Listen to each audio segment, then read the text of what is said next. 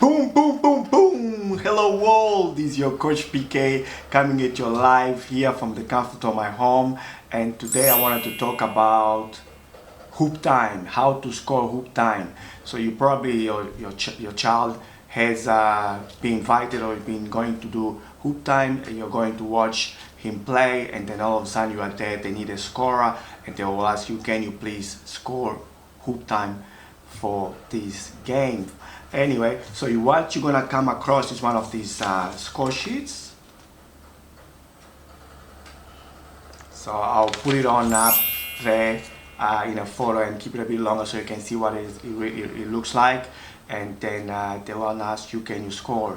So if you never scored before, it's probably looks a bit daunting, but I'm here to help you and explain to you how the score sheet does get filled in correctly. So I'll just bring my camera down, stay tuned, don't go away. We're gonna show you step by step and show you on the score sheet how to fill it up. Stay tuned, don't go away. Good day again, it's your coach PK. I'm just here behind the camera and I'm putting my camera focusing on the score sheet so I can show you exactly how to fill it up if you have to score for your child's hoop time. So the hoop time score sheet, this is what they look like, and Basketball Victoria has made them super simple, so it's easy to understand and easy to fill in. So what you're gonna have on the top corner is Team A. So let's just assume Team A is St. Kilda Primary. So you got St. Kilda Primary, and also Team B, which is up here on this corner. Let's just assume is Elwood Primary. So that's Elwood Primary being Team B and St. Kilda Primary being Team A. So what we're gonna write here again is Team A, St. Kilda Primary, and on down below here, which says Team B, we're gonna write Elwood Primary. So this is the first thing you're gonna do if you have to fill it up and help out with scoring the score sheet. Now, court, let's just assume court 1, and time of the game, let's just assume is a 10 game in the morning, and the competition is hoop time. So hoop time right here. Okay, so first thing you need to do is go from Team A, which is this one here, is St. Kilda, and put the numbers of the player on. Just when it says NO numbers, just write the numbers. Let's just assume they've got number 3, number 4, number 5, number 6, 7, 8, 9, 10, and 11.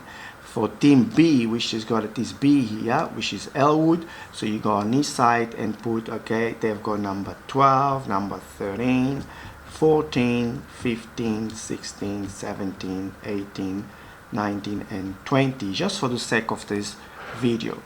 Okay, so the game starts, the referee tosses the ball up, and off the game starts, they start playing. Let's say St. Kilda, for example, which is Team A on this column, and then you have Elwood, Team B on this column. Let's say St. Kilda scored 2 points. So what we're gonna do here is we're gonna cross 1 and 2. We leave the first box open or empty, and then on the second box we're gonna write the number of the player that scored the 2 points. Let's just assume it was number 6 from St. Kilda. We write number 6 here. So this is what it looks like if it's 2 points. Okay, the game continues, and let's say Elwood, which is the B team, number 15 commits a foul. So you come across here, we found number 15. Okay, there will be 1 personal foul, so it's 1 up there, 2, 3, 4, 5. If they get up to 5 team fouls, that's why there's no more room, they're out of the game.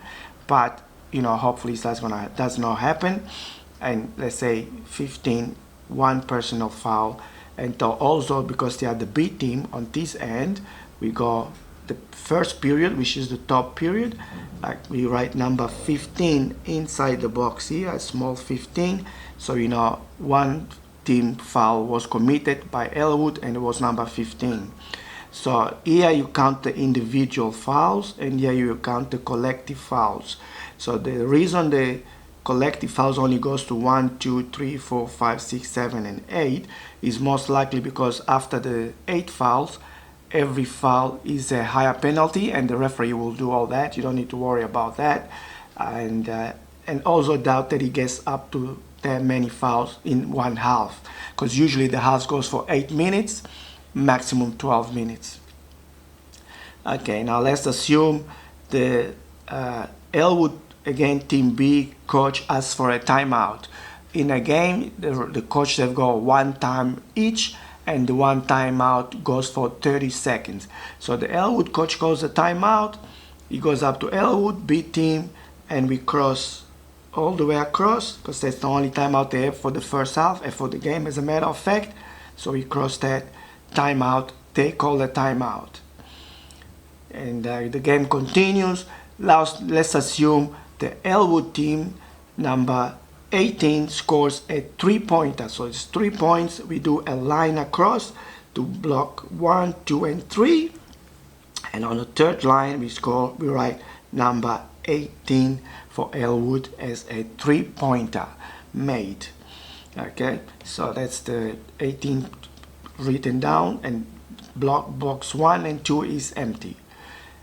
Games continue, and let's assume number 18 again for Elwood scores a 1 point. So when he scores at 1 point, we do a dot on 4, and we don't leave any box empty. We just write straight under 18. So this is what it looks like.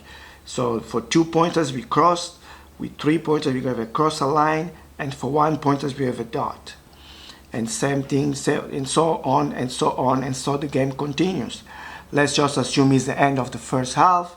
So there's one thing we can do is put a line under this 18 and put a line under this 6, so it signalizes the end of the first half. What you also can do, and I'll do it here, you can just simply change the color of your pen, go from blue to black, and then on the second half write everything in black. Let's assume St. Kilda scores another 2 points. This is team A on the second half, so the color is black, therefore we know is the change of the half is on the second half, and it was by number 11. So we got 11 here, 2 points. So, and so on, and so on, and so on. Now on the second half, the fouls goes on a second period, which is under here. At the end of the first half, we put a line across, signalizes no more fouls came in. After there's one foul, and a line across here as well to signalize no more fouls came in. We can put a line across here saying they didn't call, St. Kilda didn't call any timeouts, so they have 1 timeout on the second half. The game continues. Let's just say it's the end of the game. So by the end of the game, we circle the end result in black, and we circle the end result here in black as well. Down here, what we're gonna do is we're gonna have team A, which is St. Kilda, finish with 4 points, and team B, which is Elwood, finish with 4 points. Name of winning team in this case is a draw, nobody won, and the referee will sign at the end here to say that the game is finished, and that's the right result. If, for example, St. Kilda won the game, we would have written St. Kilda Primary here, where it says the name of the winning team.